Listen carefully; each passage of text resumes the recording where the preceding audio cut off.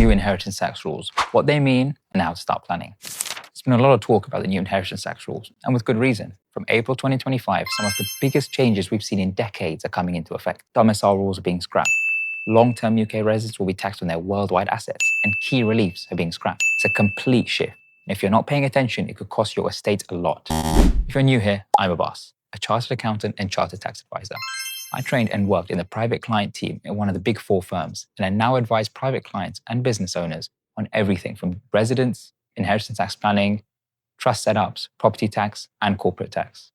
In this video, I'll break down what's changing, who's likely to be affected, and some planning angles that you might want to start thinking about. Now, this isn't tailored advice, but it should give you a clear picture of where the opportunities are and why now is the time to act. So let's get into it. If you've been living in the UK for more than 10 years, there's one change in particular you need to be aware of, and that's the way inheritance tax will apply to your estate from April 2025. In short, the concept of domicile, which used to determine whether your overseas assets were subject to inheritance tax, has been completely abolished for UK tax purposes, and it's been replaced by a long-term residence test. Under the new rules, if you're deemed a long-term resident, then your worldwide assets are subject to UK inheritance tax. And if you're not long-term resident, only your UK assets are subject to UK IHT. So what's long-term residence then? You're a long-term resident in the UK if you've been UK resident for 10 out of the last 20 tax years. So for previously UK domiciled expats now living abroad, that's good news. But for non-doms who have been here for more than 10 years, it means all of your assets will now be taxed in the UK. On top of that, agricultural and business property relief, previously unlimited, will now be capped at £1 million per person from April 2026 onwards. And pensions will be brought into the scope of UK IHT from April 2027. The result? A lot of people who previously would have paid limited IHT or been entirely exempt will now find themselves very much in the scope. Now, how might you start thinking about planning? Inheritance tax can be one of those areas that people don't like to think about. After all, who wants to think about dying? At the end of the day, the only way to minimize or reduce your IHT exposure is to plan in your lifetime. If you don't, your spouse, kids, or grandkids could be left with a huge tax bill to pay. Now, while the rules have changed, there are still a number of planning opportunities to mitigate your exposure.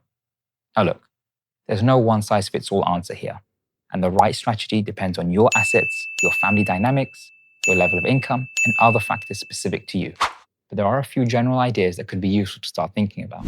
Now, while BPR is restricted to £1 million, any BPR qualifying assets in excess of £1 million are taxed at a reduced rate of 20%, meaning that's still better to hold trading assets than non-trading assets. Here's a crucial point. The BPR cap will take effect from 6th of April 2026.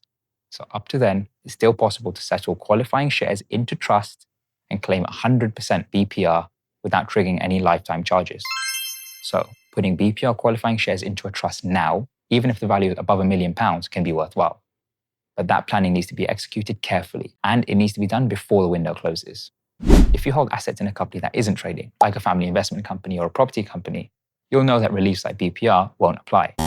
One option might be exploring freezer and growth shares. Now, this is a way to freeze the value of your own shares now and pass future growth onto your children, or put that into a trust, potentially outside of your estate for IHT purposes.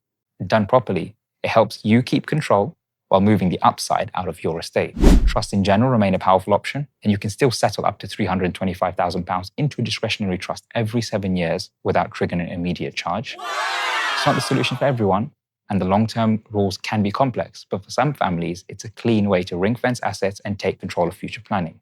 Gifting during your lifetime under the 7-year rule is another simple but powerful tool, if done right. You aren't limited at all in gifting cash. You can gift assets like property, but just be careful about potential capital gains tax implications. Spouse planning, often overlooked, is one of the cleanest wins. Making sure assets are split between you and your partner can double your allowances, especially when it comes to reliefs or using the residence nil rate band. It's simple to set up, but still needs to be aligned with your wills and the rest of your estate planning. And there are some smaller allowances that can make a difference over time. You've got the annual £3,000 gift exemption, and if you didn't use that last year, you can carry it forward. There's also the option to make gifts out of excess income, meaning if your income regularly exceeds your spending, you might be able to gift the difference to your children or grandchildren, and you won't face any lifetime charges. But HMRC expects consistent patterns and good records. So this is one you really need to document properly. There are anti-avoidance provisions that apply, especially to lifetime gifts. So you need to ensure that these are structured correctly and the right assets are gifted. The gift with reservation of benefit rules could apply, meaning your inheritance tax planning ends up being ignored. Or even worse, the pre-owned asset tax rules could apply, which means you have to pay annual income tax charges on what you've gifted. So none of this is straightforward. And with the shift to a residence-based inheritance tax system, plus the cap on reliefs just around the corner, it's not the sort of thing you want to leave to the last minute. If your estate is likely to be affected, or if you're sitting on trading shares that currently qualify for relief, now is absolutely the time to review your options. The rules are tightening, and some of the best planning opportunities won't be around forever. We work with clients to build tailored plans that protect their assets, avoid the common traps, and give them clarity and peace of mind. If this is something you're thinking about, feel free to reach out, or speak to your advisor sooner rather than later. Hope you found this video useful, and if you did, don't forget to give it a like and subscribe. It helps this channel more than you know. If you have any questions or any topics you'd like me to comment on next, drop them in the comments below. Thank you.